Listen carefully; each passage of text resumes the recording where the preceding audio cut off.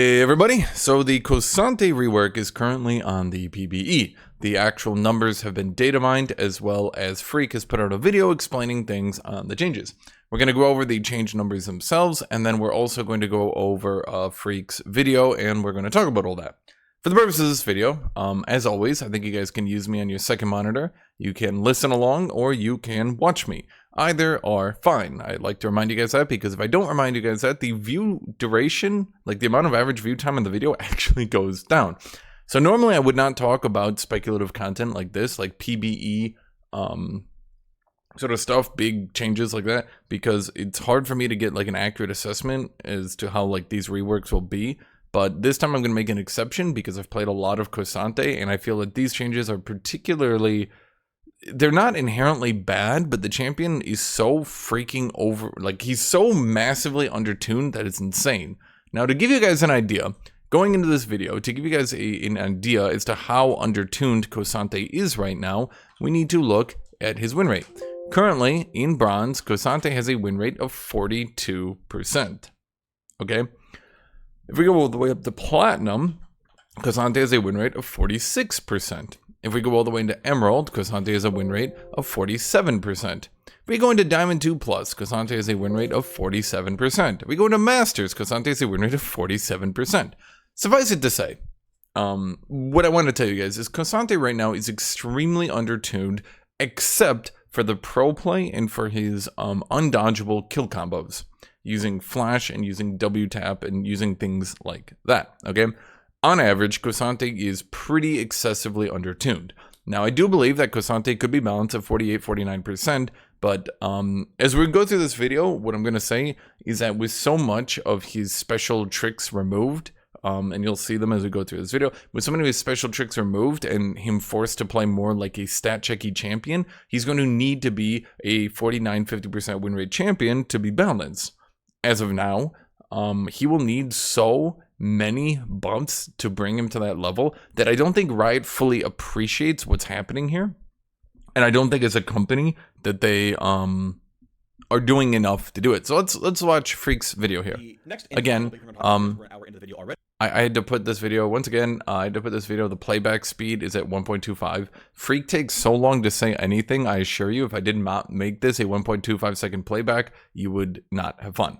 Is the fact that we're doing a SANTE sort of update here. They're doing title for it, but a SANTE anti-pro skew update. This overall task ended up being kind of weird. I ended up doing the final design on it, but I was the first designer on it. It actually ended up changing hands a few times, and as designers moved over to the seasonal pod to do work on the 2024 season, this eventually came to me.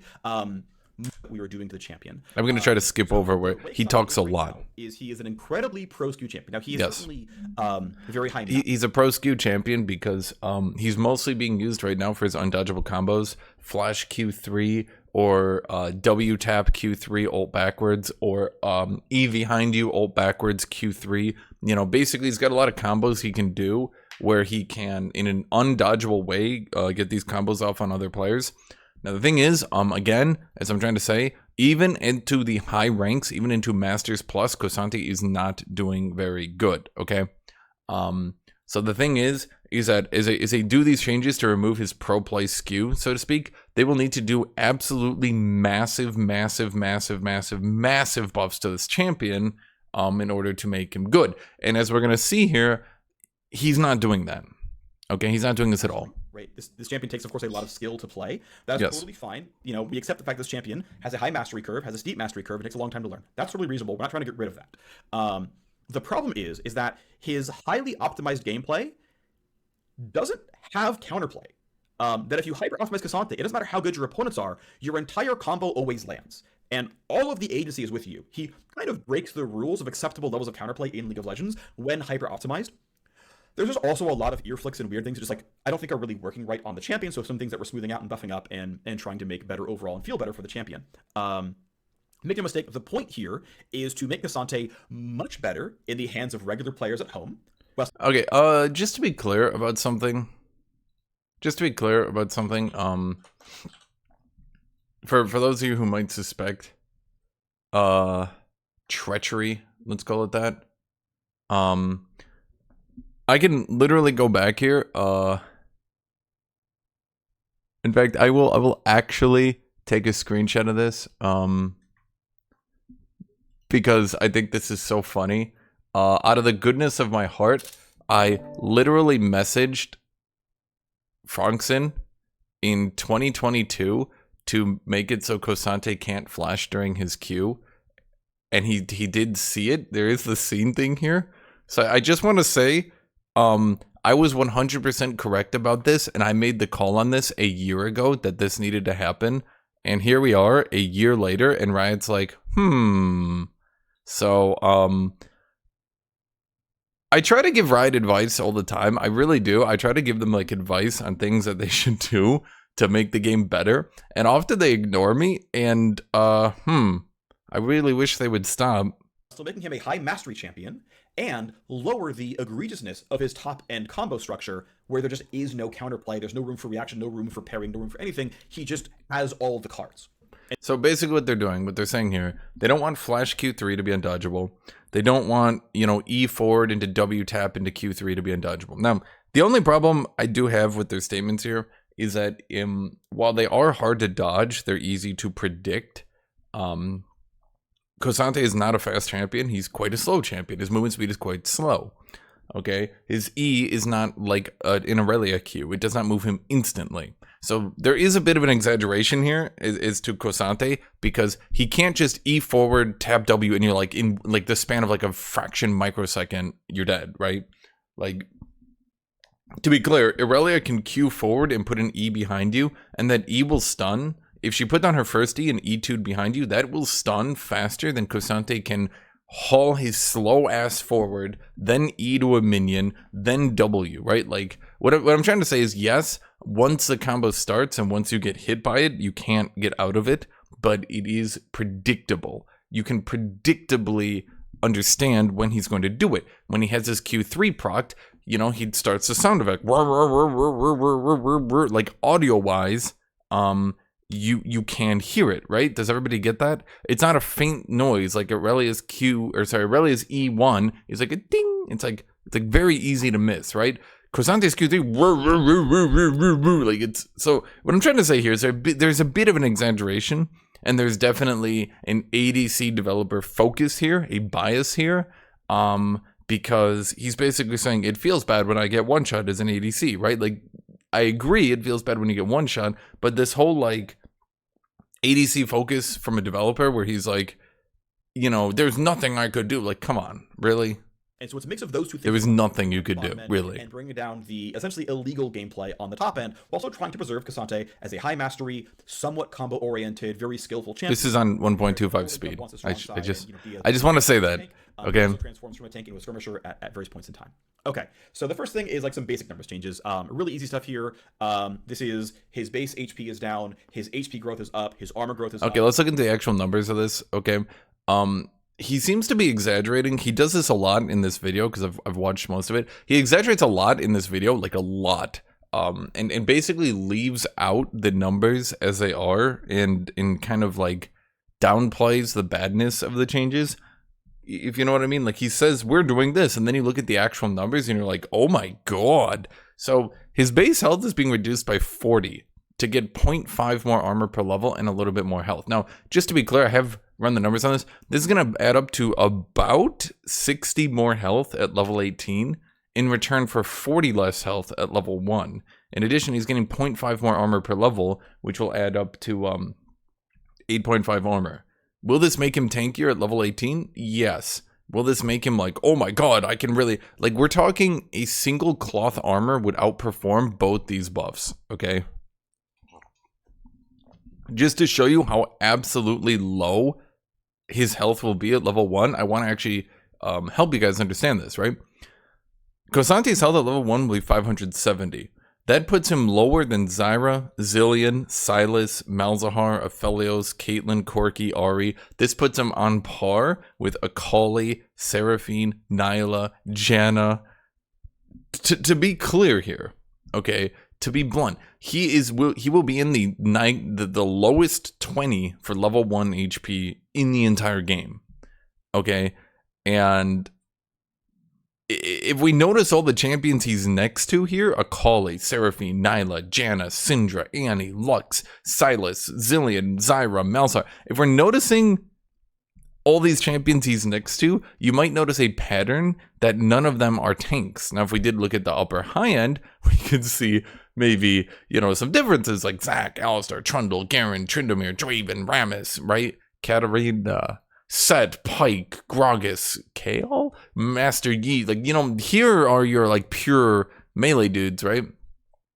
So I'm just saying, for the purpose of this video, he's kind of leaving out that he is putting K'Sante into the lowest 20 level 1 health in the game. That is a numbers problem, because how will he trade if every single other melee character can force every trade into an all-in? I mean, they're trying to reduce his level 1 power to like make him no longer a pro play pick, but the problem here, these current numbers make his health, like let me just be clear here. Like, if I look this up again, it's 610. He's already next here to champions like Nunu, Bel'Veth, Rakan, Shen, Wukong, Briar, Kindred, Nico, Poppy, Rel, K'Sante, Nidalee, Braum, Kennen, Dr. Mundo, around this stuff. Like, he's already up here with champions that he should be next to fairly, right?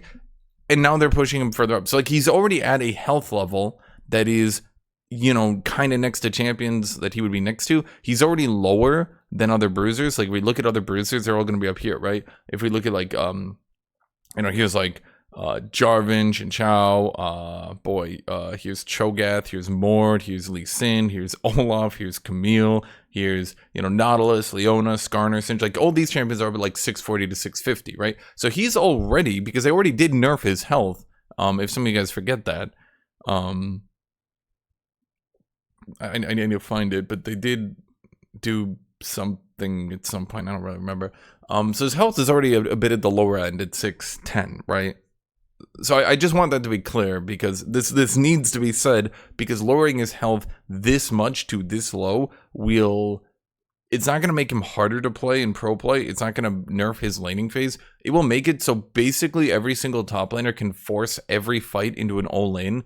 And even with minion support, he will not be able to win because of some other changes they're doing as well. The Q damage ranks 1 through 4 is lower. Basically just say, look, if you're going to play K'Sante, right, this is functionally a scaling top laner. You're kind of meant to strong side him. It's like he's like the one strong side tank who cares about gold to come. Well, it means your laning phase is going to be weak, and so you can get abused by other good players. It's a very easy tactic to use to say, hey, if you're in pro jail, we can just say your early game is bad, your early game is abusable. You can be attacked, so you can't just blind the champion every matchup, because there's going to be champions who can just beat you up. Great, easy tactic. This wouldn't have gotten us all our gains, but... Okay, so here's another thing Phreak is doing that I absolutely hate. He's saying, we don't want K'Sante to be blind. Who can be blind in top lane anymore? Who can be, Phreak? I'm actually curious. You said not Renekton. Renekton can't be blind. You guys didn't like it when Aatrox was blindable, so you nerfed him in ways that made a lot of his hard matchups even harder, right? You buffed Aatrox in ways that made his easy matchups even easier, right? So you can't blind Aatrox, you can't blind Renekton, you can't blind K'Sante. As a curious question, just from an outside observer here, who does Riot want people to blind in top lane, or do they not want anyone to ever be blindable? Do they want top lane to be counterpicked every single game? Should there ever be a game where two top laners pick champions that are fair against each other and they have an even match? Or should it always be that the second pick wins by default every single time? Is obviously a useful thing to do in isolation. So next big thing is increasing the counterplay of the champion. Okay, so he says early Q, but he doesn't talk about it. Once again, I need to talk about this because this is a second change. His Q rank 1 damage is being changed from 50 base to 30. Now, a 30 base on this champion, let's run these numbers. Okay, with 64 base damage times 0.4 plus 30, this means his Q now has 55 base damage. To keep this in perspective for people that might not understand how absurdly low this is, K'Sante's Q will have 55 base damage. Okay? Yasuo, on the other hand, will have 83 base damage. So, K'Sante used to have 55, Yasuo had 83. K'Sante could proc his passive on it, which, you know, helped him poke people and let him get good grasp and dying proc, stuff like that, right? So now we have a champion who has low health, who has laughably low base damage, okay? And Now we're in a situation here, a situation, if you will, where Cosante's early game is so pathetic that even if he gets perfect trades, even if he gets good Q hits into grasping and dying, he will still lose the trade. Meaning there's basically no way that Cosante can actually win trades anymore. So yeah.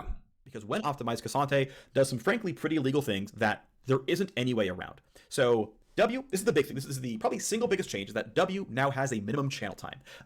Okay, so what they're talking about now, is now that we've absolutely obliterated Cosante's early game, they're going to start removing his lack of counterplay. They're going to start adding counterplay to the champion, increased counterplay. Okay, so Cosante's W will now have a minimum duration of 0.65 seconds. Now, I want to remind everybody how long 0.65 seconds is. Okay, for the purposes of this video, we need to talk about Cosante's W now as a 0.65 second cast time. Okay, in order to do that, we need to compare it to other similar abilities that similarly cast in the laning phase. Cosante will be 0.65 seconds. Aatrox's Q is 0.6 seconds. Okay. Mordekaiser Q is 0.5 seconds. Okay. Against similar champions with similar cast times, his is now more dodgeable. That's right, more dodgeable than other champions. They are giving it better damage. They are giving it better stun duration. But the problem is, Cosante, with his base movement speed of what is it? 335 or some crap like that? No, 330. Oh my god. Cosante was his base movement speed of 330 compared to Aatrox's 345, compared to even Mord's 335. He is slow. He is a very, very slow champion. So a champion who now has a slow, because the thing is, you have to remember, Cosante's W isn't like a super dash, right? He doesn't like activate his W and instantly get stunned. After he channels his W, he then needs to move forward towards you, right? Unless you're right next to him. So the thing here is that they're giving this champion more counterplay, but they're giving him more counterplay in a way that he can no longer W tap into a Q3. This nerfs his ability to anti-dive people, I guess. Like if he's getting dived, he can't just W into a Q3 and do a double stun and, you know, knock people around the turret to get stuff like that. He can hold W into a, you know, stun, so he can't do that. But he can't, like, pull people into the turret as easy, right? It makes him way more dodgeable against ranged champions in particular. Basically every single ranged champion in the game will now be very, very capable of getting away from his W with a 0.65. I mean, think about an Aatrox's Q that then needed to travel towards you after you cast it, right? So effectively, his ability to play against ranged champions has been eliminated. His ability to play against many melee champions is probably better overall, but what's the right way to put this?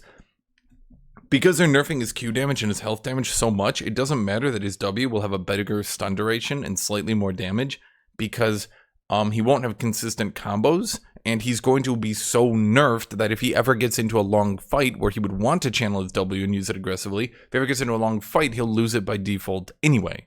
Okay? So until level 4, once he puts that second point in Q, he's going to be losing 20 damage per Q. Level 1, level 2, level 3, those are pretty important levels. That can set up the entire lane. Okay? I just want to say that. Live, you can tap W, and he gets kind of a guaranteed CC duration. That CC duration is enough to where you can E then R, or Q3 then E then R, or essentially, if you, with 0 cast time, if you are within a wide amount of distance, you can instantly land a long enough stun by tapping W to hit confirm the entire rest of your kit. And considering R through a wall does like 600 damage, and so does Q. He's being a bit, okay, I gotta say this too, because this really annoys me. He's saying that his W is enough to confirm his entire kit, but the problem here is his W is already enough on a tap to confirm his entire kit. He's saying nothing, because he's complaining, he's saying we need to remove W tap because it hit confirms his entire kit, but then he's saying, look guys, with the increased stun duration, he'll be able to hit confirm his entire kit. Well, yeah, but we already know that, and we know that because you're saying that. So instead of hit confirming your kit on a tap, you now hit confirm your entire kit on a 0.65 second channel into a movement state. In fact, do they have the speed here? The dash speed on Cosante's W is 1,000. Now, I really want to keep this in perspective to some people, because you guys might not fully appreciate the numbers here, okay? The numbers here, Cosante's W is 1000 movement speed. Like when he's dashing with his W, after he channels it, he dashes forward, it's 1000 movement speed, right? Aurelia's, on the other hand, is 1400 plus 100% movement speed. Do you get this? Okay. If I look into Kennen as an example here, if I look into Lightning Rush gives Kennen 100% bonus movement speed, with a base movement speed of 335. Now, there is diminishing returns on movement speed, yes, but Kennen typically can hit 500 movement speed, meaning if Kennen even gets halfway away from Cosante during his W channel time, his Lightning Rush will take him completely out of Cosante's W, meaning, effectively, because of how this works, Cosante will literally never be able to hit Kennen or Gnar or these other ranged champions with movement speed buffs who can just kite away from him. He will never be able to land that ability unless he gets Iceborne Gauntlet. And by that point, at one item in the game, Iceborne Gauntlet is we're starting to get pretty late into the game to fight these champions. I just gotta keep that in mind, everyone. You know, long term and the charge W, like this champion out of nowhere from no counterplay bursts you for like 1300 damage. This largely goes away when W has a minimum channel time. So he literally just, okay, I gotta say this because God, this guy lies so much, it's crazy to me. So he's literally admitting again that his W tap can confirm his entire kit, right? He's saying that. He's saying outright, yes, your W tap confirms your entire kit. But then he's saying, but look, guys, with the new W, you can confirm your entire kit. Like, yeah, Phreak, we know. You said that. Like, you're going from hit confirm on an instant tap to hit confirm on a 0.65 second tap. Like, this is a long difference here. And you're acting like like, oh man, now you can hit confirm your entire kit, but you can already do that on a tab. To go along with W having a minimum channel time, it deals an extremely large amount of more damage. His baseline W is going to do something like 70% more damage compared to the old max charge. Here's the problem that maybe he's not also admitting. When they're talking about the huge new damage on Cosante's W, they're leaving out that this, quote, huge increase in damage is basically not worth channeling for.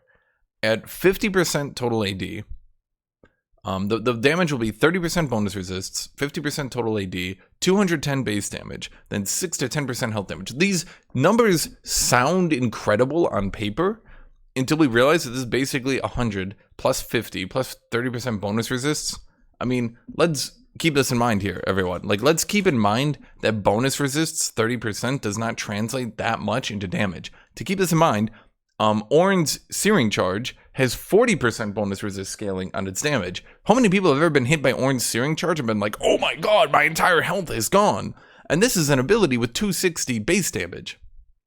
Okay? So even if you have, I need to compare these numbers here, right? Even if you have, hypothetically, with these new numbers, this would be like 50 damage, right? 30% resist to 100, so let's say 150 damage plus 10% health damage, right? You have 3000 HP, so let's say 300 HP, so you're doing 450 HP plus 30% resists, right? Like, oh my god, that's huge, right? That's merely a couple hundred more damage than Ornn's E, and he's acting like this is like gonna be like the most high damage ability ever, right? Like rank 5 Cosante W will do like 100 more damage than Ornn's E. And now it's this giga damage. Oh, but he can proc his passive. But a lot of people forget his passive is really insignificant. 5 to 20 damage plus 1.3 to 2% health damage. This is really not that significant, I assure you. But yeah, essentially all I can say is, yes, obviously tap W is a combo piece, but there is no gameplay around the combo piece. If you're good and your opponents, even if your opponents are good, right? Cue the Showmaker meme. There is no counterplay to a mastered Cosante. That's just actually true. Not true. I was going to mention one more thing here, and I'm trying to remember what it was. It's only not true if he can kill you. Lots of other champions do have counterplay to Cosante, holding your abilities until he ults. For example, one of the reasons that we keep seeing Renekton into Cosante is Renekton actually does have an advantage into Cosante.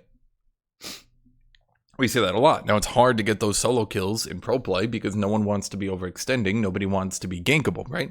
But we see this in solo queue. Cosante actually had a pretty negative matchup into Renekton because if Renekton held his stun, if he used it to chunk Cosante, he could very easily win trades against Cosante come out with the same HP, because K'Sante did no damage unless he ulted. But then if K'Sante did ult, Renekton could ult, use a rage Q to heal up. He could use a rage W to burst him down, right? Like it was a matchup for K'Sante that was quite difficult, right? And it only has no counterplay if you can't fight back against him. Who can't fight back against K'Sante? AD carries. So we basically have Mr. AD carry here saying an anti-AD carry pick is hard to fight as an AD carry. It's like, yeah? Around the tap W. Oh yeah, essentially, so now there is a minimum channel time of 0.65 seconds, which makes it, but the maximum channel is still 1 full second.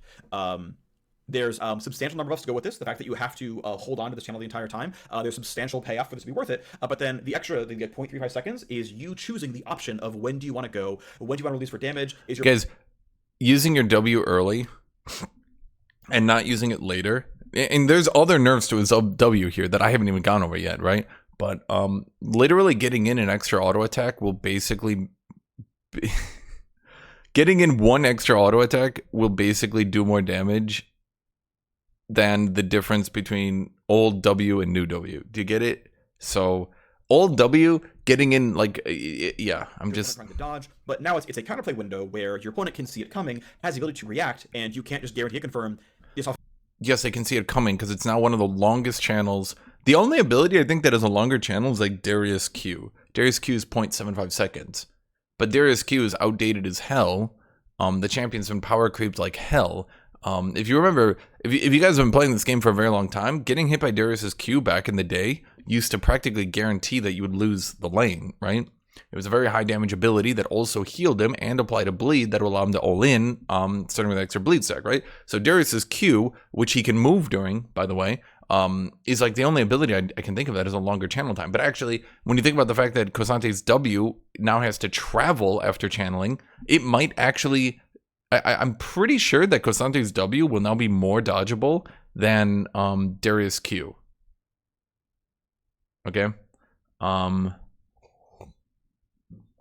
Yeah, anything, right? W doesn't now, W, if it lands, hit confirms its entire kit. You can W into auto, into Q3, into E reposition, into R. You can still do that, but it requires landing a W that is now fair and has counterplay. No, it's not fair. It's fair for you, Mr. AD Carry Main, in that you can now automatically beat it with 0 counterplay.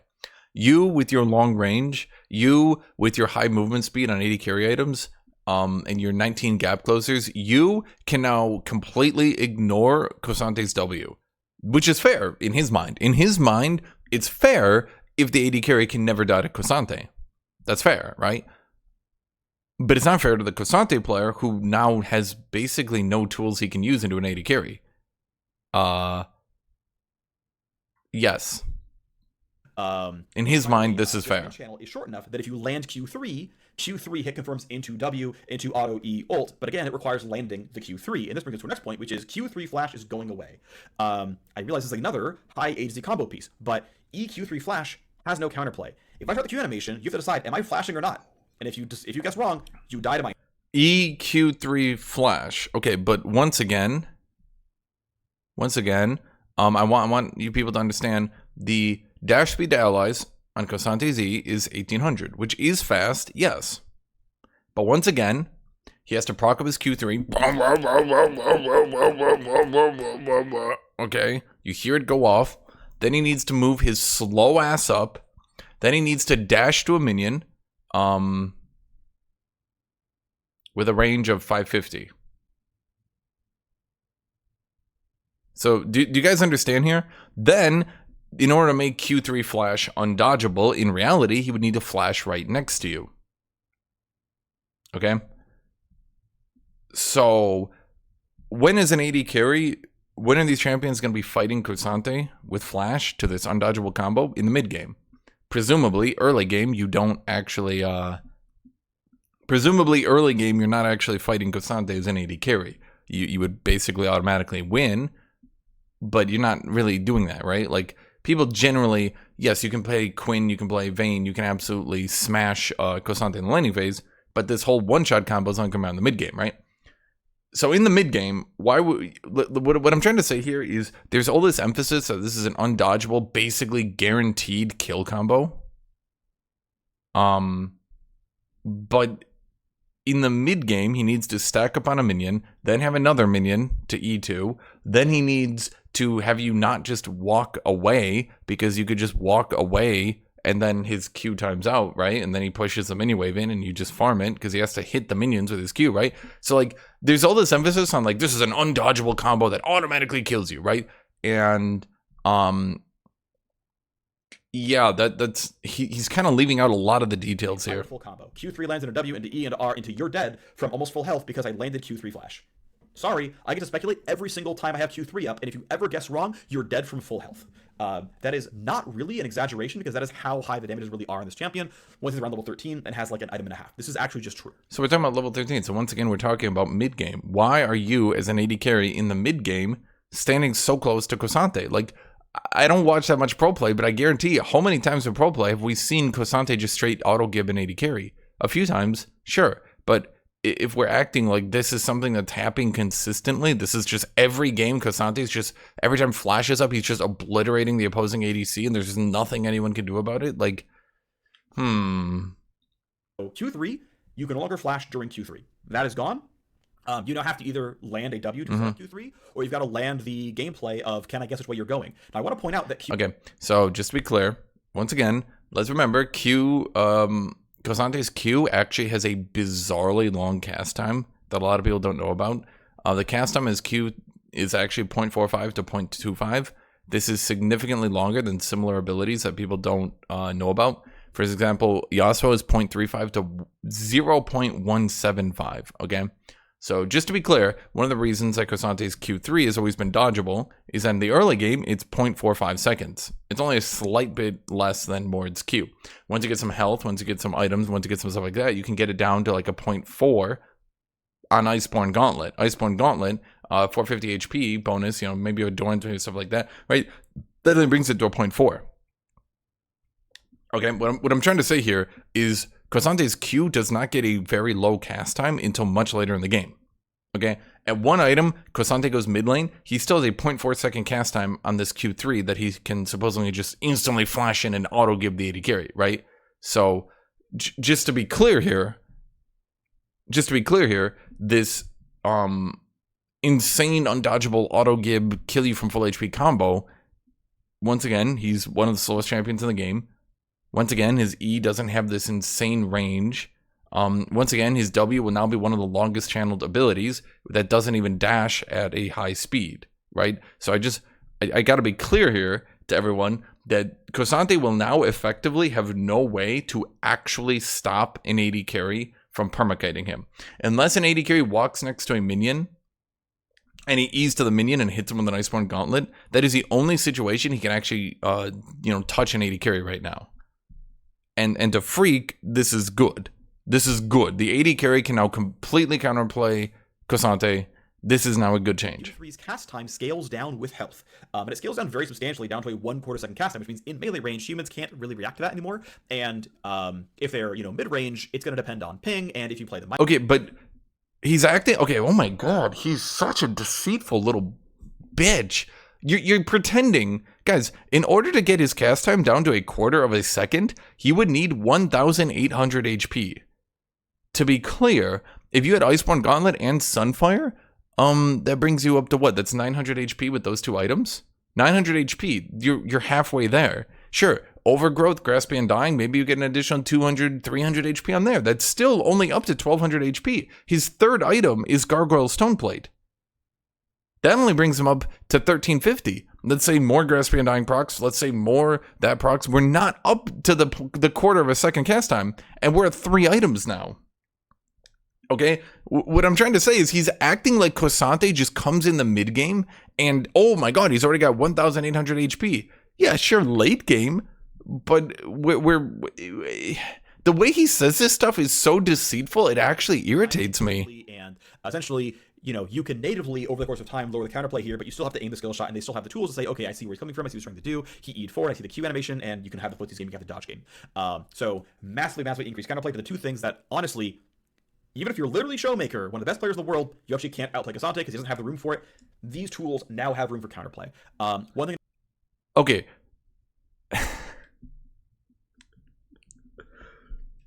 Yes, Kosante is the only champion in the entire game. Only Kosante is the entire champion in the entire game who can flash and kill you on a flash. He's literally it. He's literally the only champion in all of League of Legends who can use a flash play to kill you. That's crazy when you think about it, right? Like, literally no one else can do that. Only Kosante. Literally only Kosante can do that. That's crazy. There's no Yone flash Q3 into ult. No. That doesn't exist. Yone with insane more movement speed and range and in speed and damage on his abilities. No. That doesn't exist. Riven, there's no such thing. You can't do a flash stun, animation cancel auto, animation cancel Q3, animation cancel auto, animation cancel ult execute. You can't do that. That doesn't exist.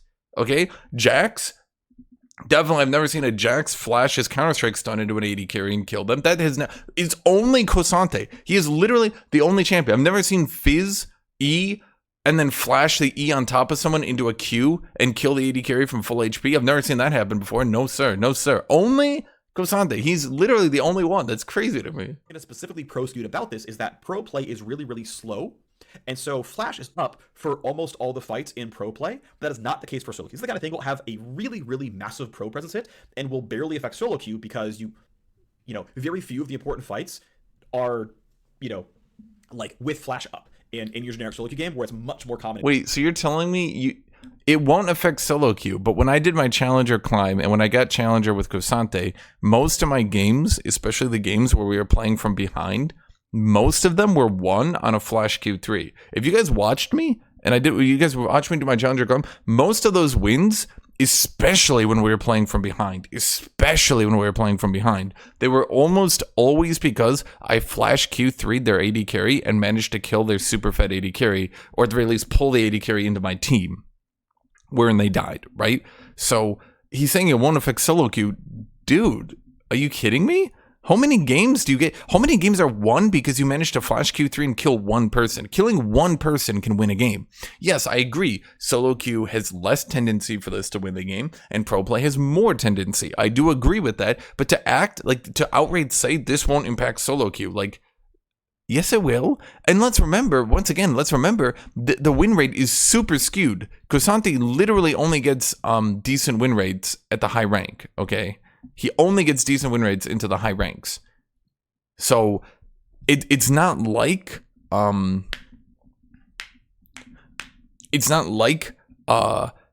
is this like bad champion. Or I should say, it's not like he's this good champion in solo queue. He only does good at the higher ranks, where killing one person and snowballing the game is more prevalent.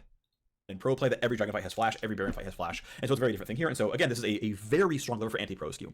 I've certainly seen plenty of complaints from Kosante players being like, "You've lowered the skill pressure of my champion." Yeah, and to be clear, I do agree that flash Q3 should be removed, but the way he says it is extremely deceitful, and the way he's going about all these changes is he's basically removing Kosante's ability. Like, let me put it this way: these changes would be like if we made it so Yone couldn't flash Q3. And also, we nerfed Yone's basic attack damage because we don't want Yone to kill you without hitting abilities, right? But then also, we added a channel time onto his E so that he couldn't just E forward into a Q3. No. Now we need a channel time on his E so you know that it's coming, right? Like, if you did all these things, he would feel bad. And the problem is, I don't think Kosante is going to feel good after these changes. I think he's going to feel very slow. I think he's going to feel very unresponsive. And I think he's going to feel very bad when everything he does can be so easily dodged. Unlike a champion like Sion, the thing is, you can dodge everything Sion does. But Sion is such a beefy boy. And with Sunfire, he has a very high tendency, I think people have played against Sion has a tendency to furnace you to death. To have that 100 damage per second Sunfire burning you to death while he's so goddamn tanky that even if you're dodging Sion's ability, like every champion needs the ability to play against champions like Akali, like Yone, like Yasuo. They need the ability to play against these champions who are going to dodge everything they do. If they don't have the ability to play into these champions, then, well, they're going to suck. That's not wrong, right? These are common pieces that we are ripping out of the kit. That is accurate. However, the only example I can think of, off the top of my head, of a champion where this happened to, way back when was Rakan. There was a time where Rakan was told you can no longer, I believe it was, you can't flash or W within the first. Wait, that's wrong. I literally just off the top of my head. Wait, you're telling me Rakan is the only champion you added quote counterplay to? Okay. Just off the top of my head. Jax's Counter-Strike got the minimum duration, so you couldn't just double tap Counter-Strike. Galio can no longer taunt, then flash in the taunt. There's another one, right? I think the Galio one is probably the bigger one because the champion has never really managed to recover from that, right? In fact, if we look at most tanks, this is the entire reason I said that Cosante's flash Q should be removed. Thresh is another one. Most tanks, I think basically every champion that has a stun combo cannot flash in that stun combo for the most part, right? So this isn't exactly a new experience, right? Blitzcrank can't Q then flash in the Q. Thresh can't Q then flash in the Q hook, right? Like you can't flash in your kill combo. So this is perfectly normal and fine. But to say, like, you're saying only Rakan. The only champion you can think is Rakan, not Galio. The probably most important champion to ever have their flash interaction removed was Galio. Because much like Cosante, Galio had no real way to get into range other than flash taunt in teamfights, right? So do we not think that based on this experience, it might end up like Galio, a champion who is now extremely difficult to balance because they never actually balanced him after removing the flash taunt to give him more ability to play the game? Okay, half second of pressing off W, you're instantly dead. W instantly works away either quarter half or something. He goes on for a long time in Rakan. The extra fourth host picked plenty. There was plenty of alarm. So turns out that people found their way out. Turns out you can survive. Still feels very good, even though these combos are gone. These buttons are very impactful. They're very strong. They feel really good. It's just different. Your combos are different. You no longer have tap combos. You no longer have Q3 flash. Yes, that's meaningful. That is a change. That has an impact. But there will be new combos. There will be new things to learn, and he will still be a highly skilled aggressive tank. Next thing. New combos. What new combos? He just said that word, but you can't just say things. You can't just say things out loud and now they're true. So what did he mean by this? What did he mean there will now be new combos? Can someone tell me? Anyone want to tell me? What new combos are appearing? He just said that out loud. Like, what does that mean? What does that mean? New combos. What do you mean, Phreak? And to be clear, I was Googling this. After they made this change to Rakan, they then increased the dash speed on Grand Entrance. It went from 1400 plus boot movement speed to 1500. Then it went all the way to 1700. Just to be clear, Rakan's movement speed on his gap closer is currently 1700 as an instant ability with no channel. Cosante's is 1000 after a 0.65 second channel. Okay, so what I'm trying to say here, what I'm trying to emphasize here, is that there's no new combo here. There will just be a champion who feels really bad to play because he can't stop people from dodging everything he does. This is kind of going on the rest of this, is so Rakan does have a lot of hard CC combos. In the present tuning, W hit confirms Q, and Q3 hit confirms W. You can still come these together, but the way in requires you to actually land a skillful skill, not a zero counterplay skill. But the thing is, though, Casante R2 does a lot of... That's not entirely true. What he just said there is not true. They didn't remove Rakan's ability to RW. He can still RW.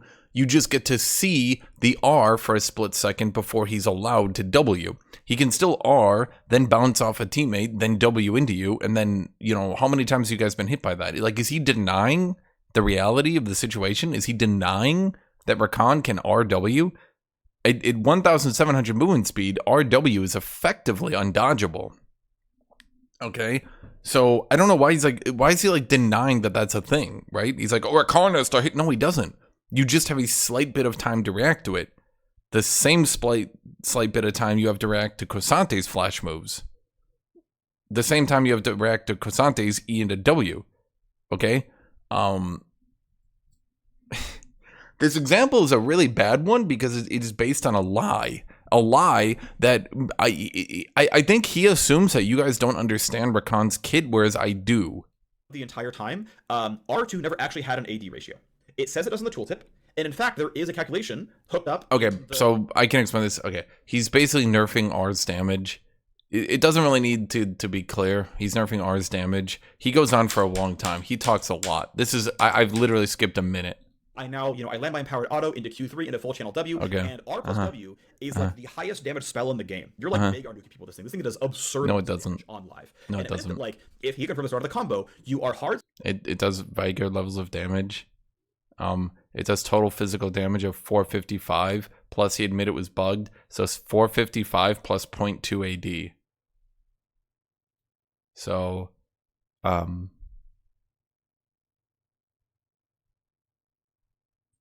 think there might be some exaggeration here. CC'd for the entire combo until he uses the entire kit, and you die from full health. And so the amount of burst on this champion is going massively down. R is doing much less burst damage, and R plus W is also dealing about 10% less damage than it currently does on live, the way the numbers work out. So he's saying, just to be clear here, by the way, once again, because I have a memory longer than a goldfish, he just proclaimed that W was being massively buffed in damage, and that actually hitting your W was going to be hugely rewarding. Now he's saying even if you land W into R, it still does 10% less damage.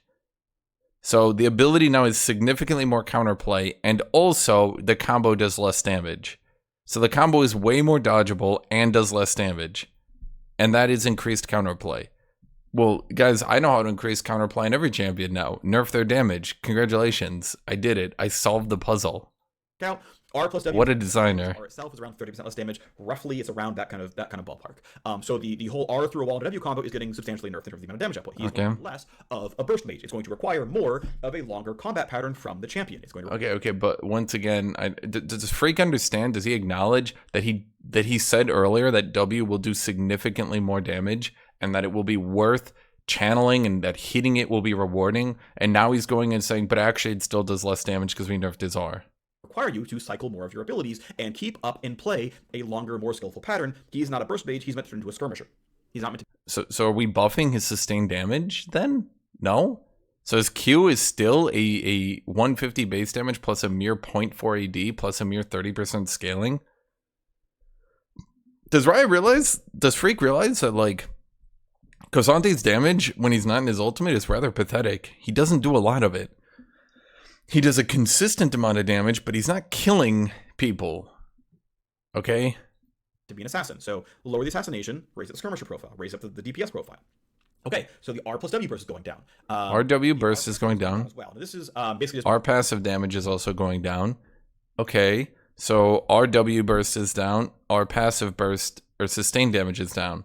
So he's saying, to be clear, Cosante needs to be in fights for longer to do more damage, and also he does less damage in longer fights. Converts it into true damage. You can't even build against this. His passive, by the way, deals % health damage. His R converts it into % health true damage. The amount of % health true damage then scales with his bonus armor MR, and so he gets to the point where it's like, oh, this champion literally has scaling % health true damage. Not even Vayne has that. Yeah, she can get her. Yes, she does, because it scales on attack speed. Is he stupid? Yes, are you saying that Vayne doesn't do more % health true damage late game than early game? That's stupid. That's a stupid thing to say. Yes, does it scale per proc? No, but does it scale like because you proc it way more often? Yes. Not to mention Fiora has scaling % health true damage. Was he stupid? Does he think I'm too stupid to know that? And oh my god, it gets even dumber than that because, guys, he's acting like this scaling is absolutely insane. Does he realize that it's 20% per 100 bonus armor and 20% per 100 bonus advantages? Okay, we're talking here, guys. I want to be sure to you. I want to be fair to you. If like late game Cosante increases the amount of damage that he procs his passive at by like 150%. Oh, okay, to be clear, that means it does 3.5% true health per proc. 3.5%. 3.5%. I want to be clear to people here. He would have to proc his passive 3 times to equal the damage that Vayne gets from 1 silver bolts. And he's looking at this, and he's saying this is a huge balance issue that we must solve. I don't think Phreak realizes how utter... I have looked, after I fought Cosante, I've looked at it. Guys, the percent health true damage from Cosante is extremely small. What does work is both the attack's attack damage is increased. Now, when you increase the attack damage of the attack, right?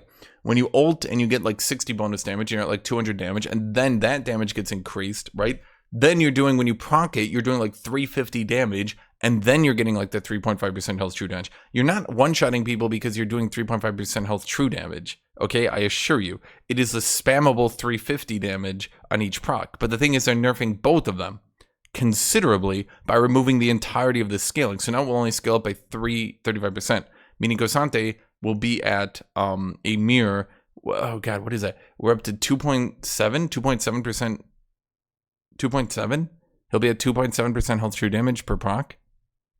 He'll go from, you know, the 200 damage going boom, boom, boom, right? He'll go, he basically, what I'm trying to say here is he's going to be losing over 100 damage per proc late game. Over 100 damage. And he's acting like this is just some small little thing. But like, she can't increase the number. Sante does. Wait, yes, Vayne can increase the number of passive procs she gets. Plus, again, you're skipping over Fiora entirely to be deceitful. Or do you not think that Fiora's passive scales? What? Probably a little bit illegal. Even if the numbers aren't that absurd, it's probably a little bit illegal. A little bit illegal? Dude, we're talking about 3.5% health true damage.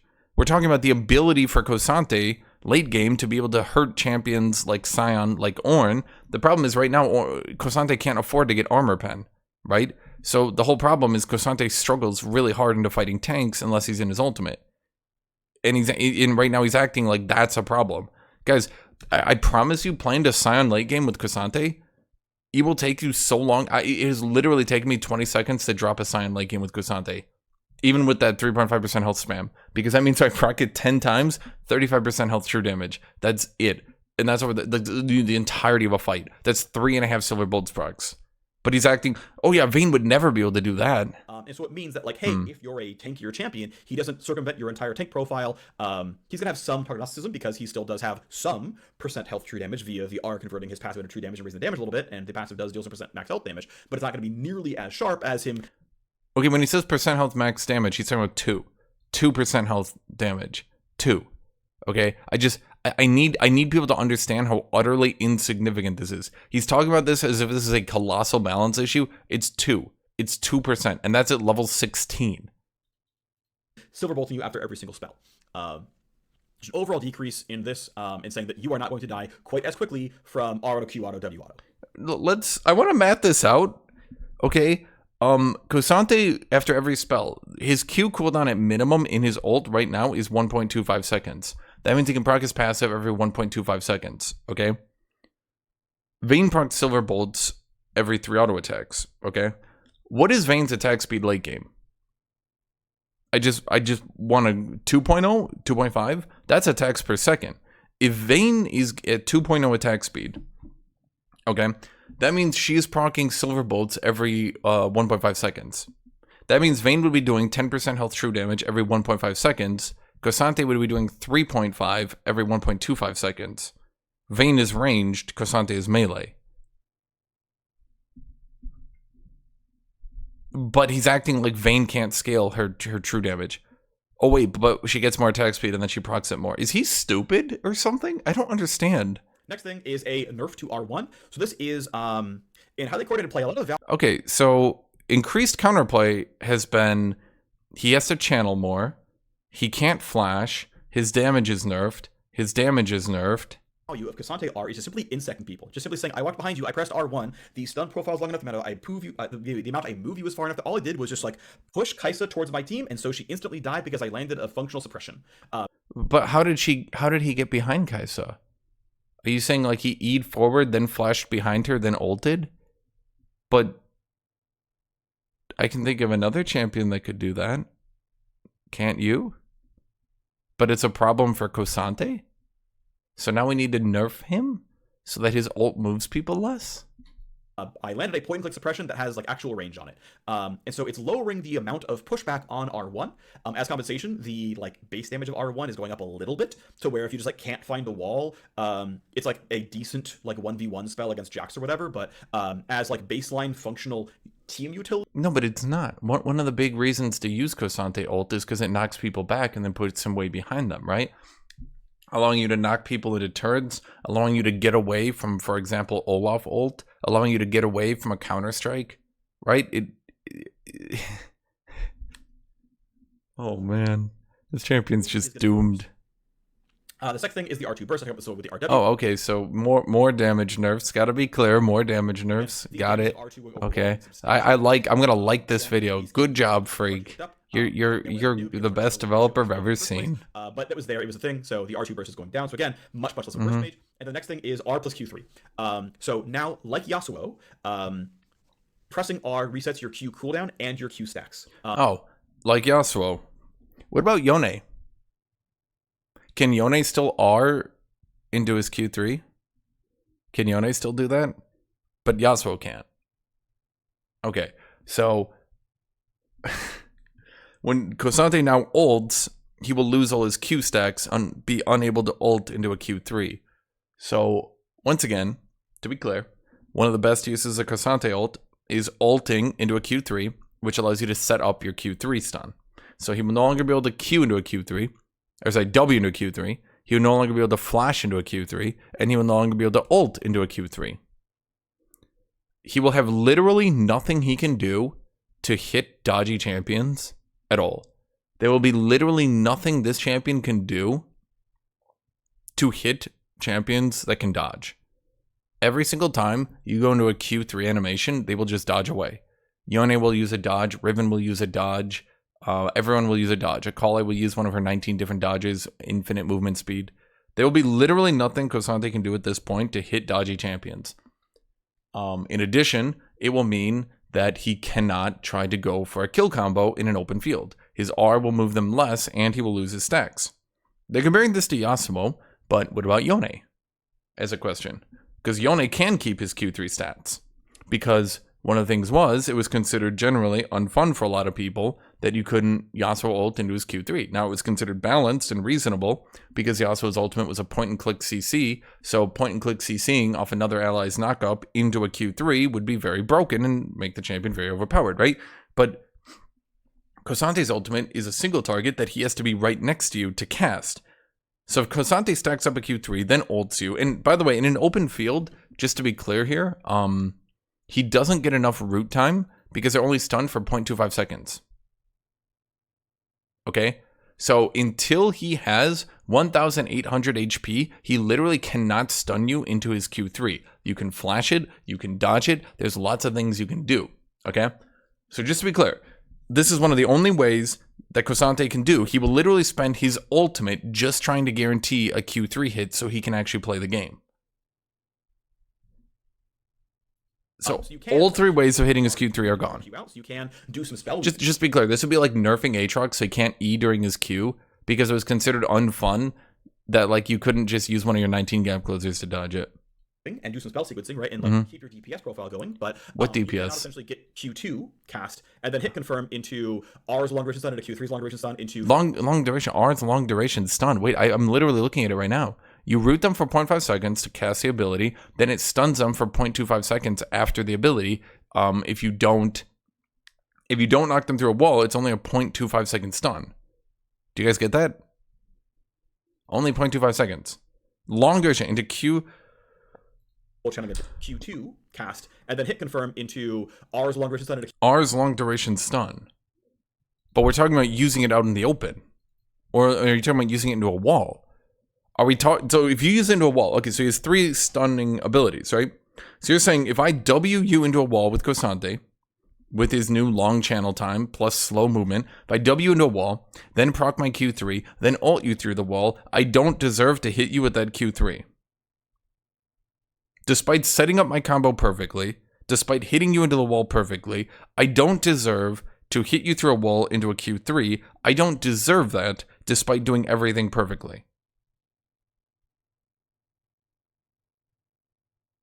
I'm confused. I'm very confused because basically he just seems to be saying it sucks when Kosante ever hits me and I don't like it. Q3's long duration stun into full channeling a W because Q3 confirms W, of course. And so this is basically saying that, yeah, you don't get to have as long of a CC profile. Yasuo does this, totally fine. I think it's pretty successful overall. And so it works here as well, where you don't get to do as long of a CC chain if you're going to use Q3s before you go into ult. So we're comparing a tank's CC chain to Yasuo's. If you're saying, oh, but Kosante does so much damage as his own. If you think Kosante does the same damage as Yasuo, you're insane. Yasuo kills people. By mid-game, he can typically kill an AD carry in his Q knock-up. Literally a 1 second stun, they're dead. Again, the less time your opponents are hard CC'd, the more room this champion has for counterplay. As a random aside, a champion like Annie, for example, Annie has a pretty shallow mastery curve, which is unsurprising, but Annie, as a champion, is actually innately elite skewed. Some of this might just be pet controls, because controlling a pet is not the easiest thing in the world. You know, most players have not played RTS at this point in time, and so, you know, controlling 2 units at once is not a skill that everyone has. Sure, whatever. But a lot of it is that Annie has point-and-click stuns, which means the better you are at League of Legends, meaning your opponents, the more a point-and-click stun just says, yeah, it doesn't matter. I've removed all of your counterplay. I pressed my button on you, and my cursor was there, and I pressed Q, and none of your skill matters. You were just stunned. And so the degree to which you can unstun lock people, that helps slightly increase the like pro skew, where it's like, yeah, of course, Showmaker can't counterplay. He's stunned for 5 seconds straight. That even Cleanse can't get rid of half the time. Okay, so these are of course a lot of nerfs, right?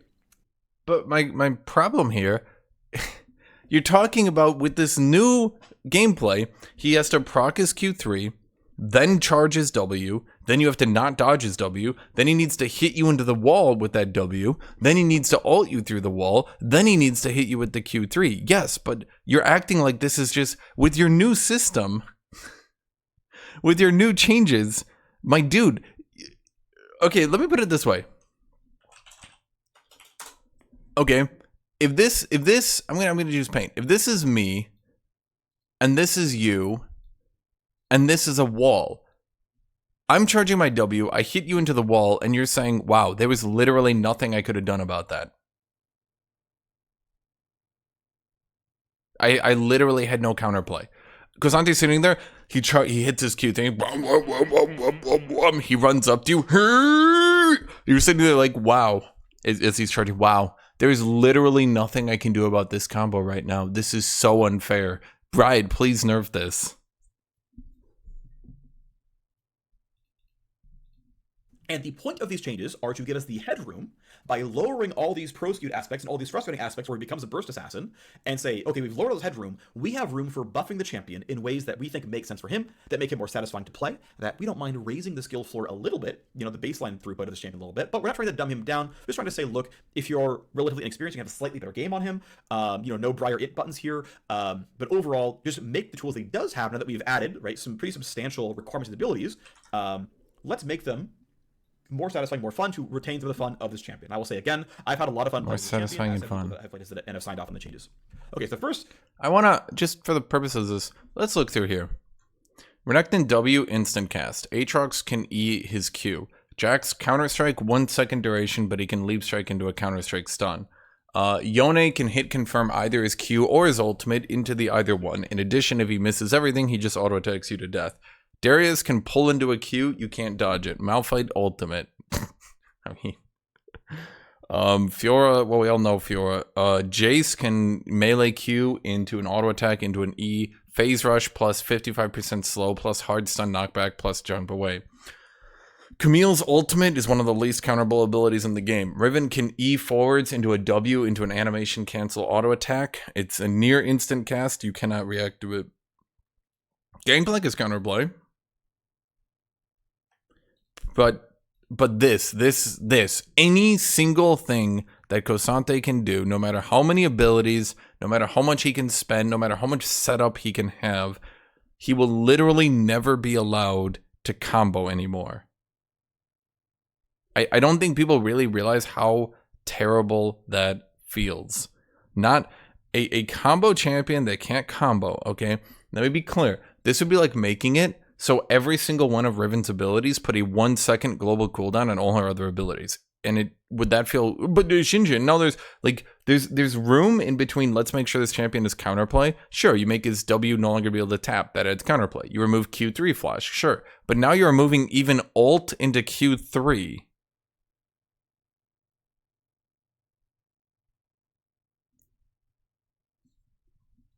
Tool tip, unironically, a tool to update on Q. So Kasante's one of the buffs are doing, his Q now has a tooltip showing that its cast time is reduced with health. Q cooldown. I wonder how anyone could ever figure that out. and the Q cast time scales with bonus health. Now, it's very easy to tell when your Q cooldown reaches the minimum because you see that you buy cloth armor and the cooldown top right doesn't change anymore. It is really hard to know when you've hit the health cap for hitting the max reduction in cast time. Especially when you can't even say, oh, I know I'm playing Kaisa, and at this level with these items, I always hit the breakpoints because runes don't affect it, whatever. But for Cassante, runes affect it, which means that for Cassante, how many grass procs did I get? How many overgrowth stacks do I have? What else is going on here? Do I have mountain drake stacks? All these things all affect your breakpoints, and the breakpoints aren't in the tooltip. So now if you hold shift on Q, it will tell you how much bonus armor MR you have, and what the cap is for minimum cooldown, how much bonus health you have, what the cap is for minimum cast time. I think you'll be surprised how often, because I like look at the common Cassante builds and realize, oh, these guys aren't buying enough health. They're buying stone plate, but they need like another 900 health to lower the Q. Phreak, you absolute fucking imbecile. Can you think of any reason that Cassante players build stone plate? You fucking ingrate. Yeah, dude, everyone is wrong. Actually, Gargoyle's stone plate is only being built because the best players in the game don't know that health reduces his cast time. Gee, I wonder what might be one of his most popular items. Could you think of any reason why Gargoyle's stone plate might be popular? Could you think of anything he could do that might make him really squishy? That might make Gargoyle's stone plate really effective on him? Could you think of anything, Phreak? No, everyone's wrong. No, Phreak, you're right. If you do this tooltip, oh my god, everyone will know. Don't build Gargoyle stone plate anymore, man. Don't do it. Oh god, you did it, Phreak. You solved it. You're a genius. Cast time. They will feel so much better playing this champion if they realize that they should build something that's not stone plate third, because holy shit. Oh.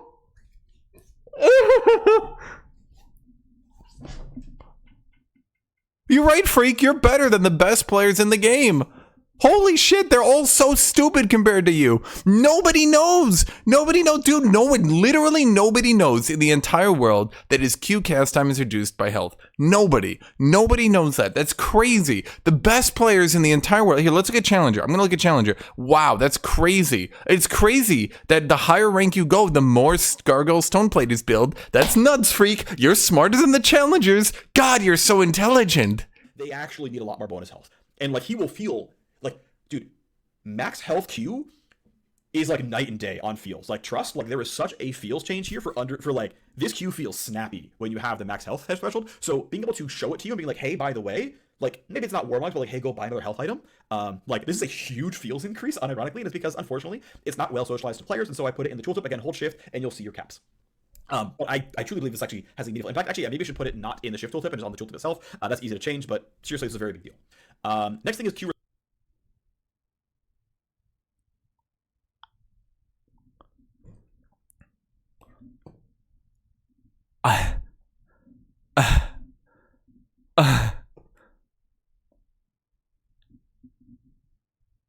I don't know if I can go on. Oh my god. I cannot believe this man just said everything he just said. I literally cannot fathom how he just said everything he just said and doesn't feel like an idiot. I'm gonna finish this video, but I feel like I just had a stroke. Once again, you're telling me, Phreak, the fucking challenger players, here, let's go back to last patch. You're telling me the very best players in the entire world, all of them, are wrong. Every single one of them is wrong. Every good player is wrong. But you, Phreak, you are right. If we stopped building Gargoyle Stoneplate, it would buff the champion. Because, here, let's go look at it. When I look at Gargoyle Stoneplate, I can see that its win rate, let's use Plat Plus, okay? I can see that Gargoyle Stoneplate has a very low win rate compared to other items. Very low. Very low. It's not as good as other items. If we just look at the win rate of the item, we can clearly see that if people built Thornmail or Force of Nature, that they would have a higher win rate. They would. Because Gargoyle Stoneplate is just no good. Because it doesn't give health. You are the smartest designer this game has ever had. Responsiveness is actually going to affect more than one champion, but essentially, Cassante Q applies the global slow debuff, which is a slow.lua. And slow has been updated as far as our version tracking like 9 times in history of League of Legends. So I did like the 10th iteration on slow.lua, 14-year-old game. And basically, anyway, the whole point is to say, so Cassante Q is a very slow, or sorry, is a very short duration, pretty sharp slow. Slow.lua doesn't immediately update your target's move speed when it applies to them. It waits up to a quarter second to apply the actual impact of the move speed difference, which means your Q can have up to a quarter second lag between landing it and actually slowing your opponent. You'll do the damage right away, but the slow won't. It will apply to them, but not do anything for up to a quarter second. Slow.lua now instantly says, no, update my stats, force update this, immediately apply. Q feels so much better with instant feedback slow. It is a very... Are you telling me that slows used to have a tick rate of 4? He said they would only update 4 times a second. So you're telling me that slows, and whether or not you actually slowed by an ability, had a tick rate of 4.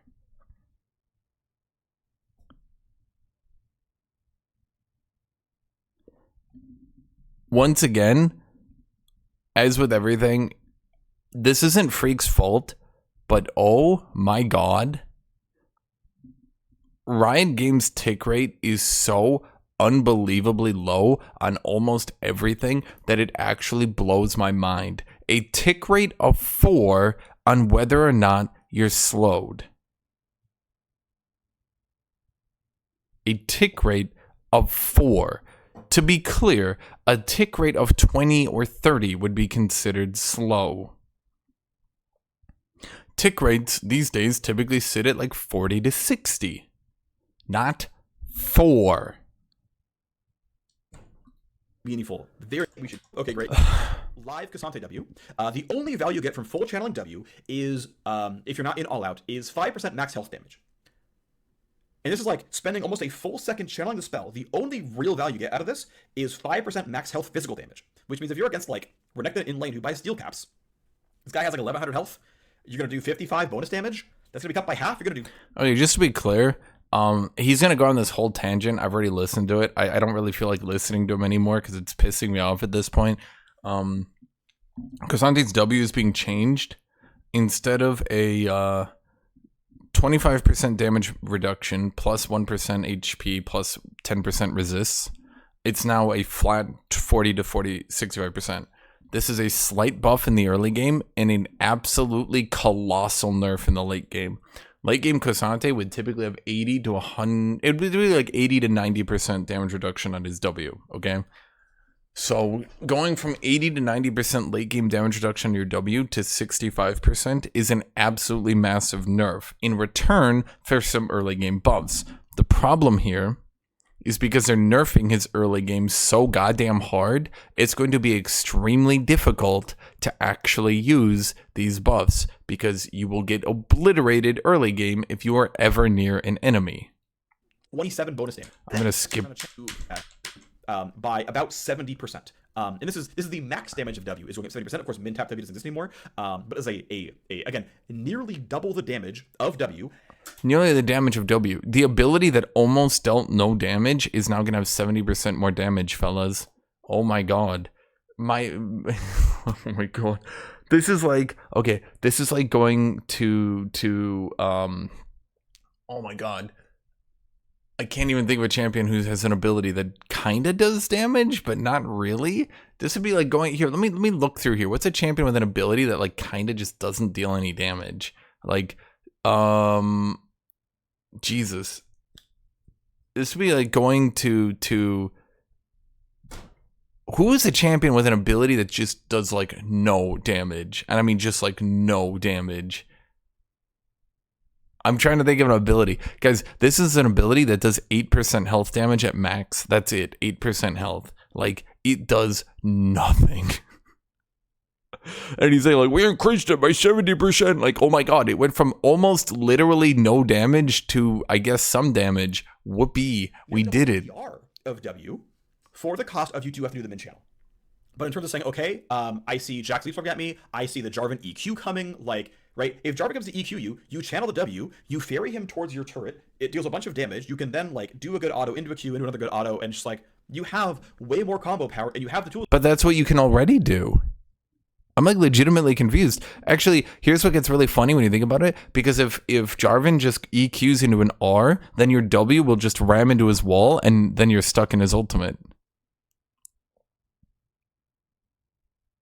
So like, I'm trying to think here, Phreak. You realize what you're describing, you can literally already do on the champion. So now you'll have less damage reduction on your W mid to late game, but it will do slightly more damage, but also it will have a channel time. So here's the thing, because of this channel time, Jarvan will have more time to be able to just R and trap you in it.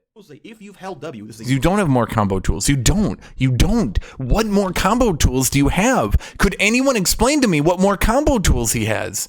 I don't understand. Big fight turning tool. And because you're a scaling champion, because SANTE still has very aggressive level and gold scaling, and you have a weak landing phase because of the changes, your opponents will want to aggress on you. If they do nothing, you're going to win most lanes if both of you do nothing for a long time, because you will eventually outscale them, because SANTE's late game is still very, very good. We'll talk about that later. But it means that they are going to try to trade on you, and it means you have now a good, reliable, strong tool in your W to use as both a parry and a trade opener, because W hit confirms auto Q. It does a lot of stuff here. There's just a lot of power packed in the spell. This spell is really, really meaningfully better. It's cheaper. It does way more damage, and the DR is substantially higher. And it's not. It's only higher in the extreme early game. Hold on. I will prove my point here, guys. I will actually. I'm going to.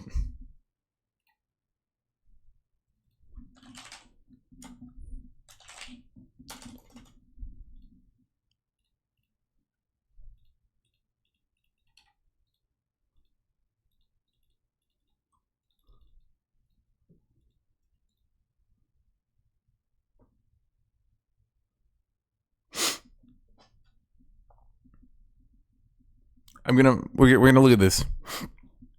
Okay, so right now at level 1, I'm already at 26% damage reduction. Okay, if I build Doran's shield, we're up to 27% damage reduction. So level 1 W is going from 27% to 30%. Sorry, to 40%. That's it. Okay. Now he's acting like this makes the entire ability a new ability, the bestest ability ever. Okay. Without leveling up or doing anything like that, once I build Iceborne Gauntlet and Plated Steel Caps, we are already up to 38% damage reduction. So fine. We'd be leveled up, it would maybe be 45, maybe even 50%. Okay.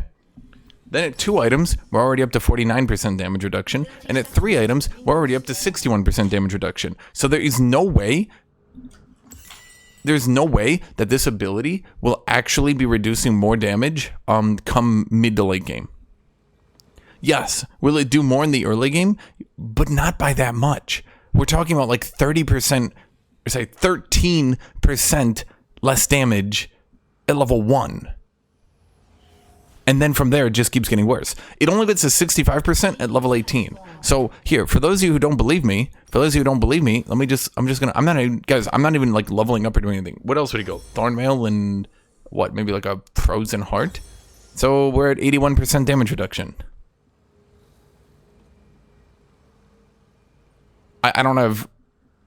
just to be clear, I don't have any stacks in Overgrowth. I don't have any stacks in Conditioning. I don't have any stacks in Grasping and Dying. If I did have those, this would probably be at 90% damage reduction. If I get stacks from Gargoyle Stoneplate, it's definitely up to 90% damage reduction. And you're telling me this is it, guys. The ability is now a new best ability ever made. Because it does 13% less damage reduction at rank 1. Yeah, surely. Choice I've made here with damage reduction. This was already in, but I kept it when I inherited the project. And why is this being listed as a new tool anyway? It's his old tool. He still has it. The DR it scales on Charles' physical, but this is basically mirroring a relative. Have your quarter-second long RQ slow. W is very fast. It goes again. In times where your Q and W are on cooldown, you have strong auto attacks. Right? This champion like gains 70-something attack speed. This guy's like 200 AD, but of course you can't buy attack because attack speed is innately a bad stat on him. Like one of the posts I was like, why do you want attack speed? Attack speed is a bad stat. Well, attack speed is a bad stat when you don't have 200 attack damage. When you have 200 attack damage, attack speed is a good stat. When you heal for 20% of your damage off the champion, attack speed is a good stat because you're healing for. Wait, what did he say here? When you don't have 200 attack damage, when you have 200 attack damage, attack speed is a good stat. When you heal for 20% of your damage. When you heal for 30% of your damage, Phreak. The data mined PBE stats show you don't heal for 30%. Those are the old numbers, Phreak. See, it used to be 10% plus have a health scaling. Now it's 20% flat, Phreak, not 30%. You just lied again. You don't heal for 30%, Phreak. Those are the old numbers that you nerfed, Phreak. In addition to that, yes, you get more damage, and now you also get more attack speed in your ultimate. I do agree, but it's only 45%. You only get 45% attack speed, and you do get a little bit more damage. But Phreak, my friend, my freaky friend, you completely removed the bonus resist scaling on his passive. And remember, because his passive increases the entire damage of the entire attack, that would also scale based on your attack damage. Do you understand? Because if you're increasing the damage dealt by 150%, the attack damage is then being increased by 150%. So basically, let's look at it this way.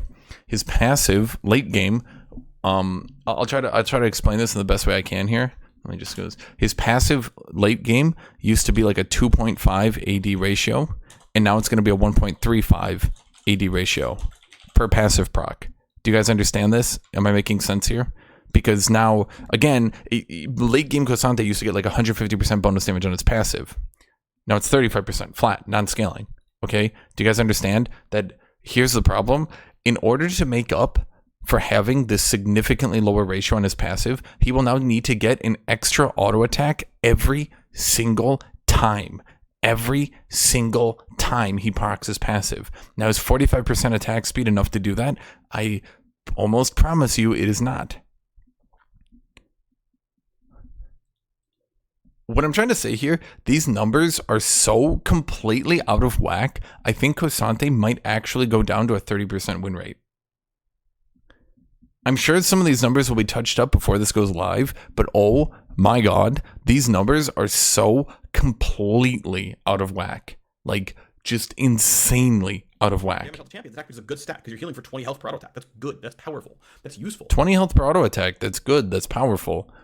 All he's going to have to do is auto attack an AD carry 20 times to out heal a single auto attack, guys. Yes. Because if he attacked 10 times, he would heal for 200. How much damage is a late game auto attack doing to a 0 armor Kosante because he's in his ultimate? 400. So all he needs to do is auto attack an AD carry 20 times, and then he'll out heal their auto attack. It actually makes your because your entire animation gets faster with attack speed. It means Q auto comes out faster and gives you more time to sequence. In fact, like your ability to Q auto W is faster because he has attack speed. You can actually tighten up your combos and get a little bit more done, but it also means that yes, when your spells are on cooldown, you have a follow-up pattern of attacking people. You don't have to be a burst mage because when spells, guys, okay, I need to do something else that you guys also don't know about. His Q is being changed also in his ultimate. Here's another thing he's just straight lying about and not talking about, okay? I need to find it here.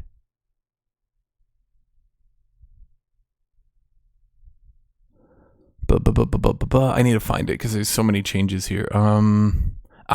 The ultimate now reduces his Q cooldown by 25% instead of 1 second. Now, to be clear, currently his Q can go down to a 1.25 second cooldown in his ultimate, right?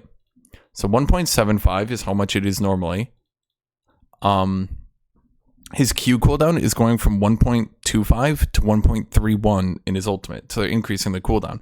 Unless you don't have the minimum. See, if you have the minimum of 2.25, right, your cooldown, instead of going to 1.25, is going to 1.68. A 1 second flat reduction is significantly stronger than a 25%. So Kosante will have less passive procs that do less damage. He will get less of them.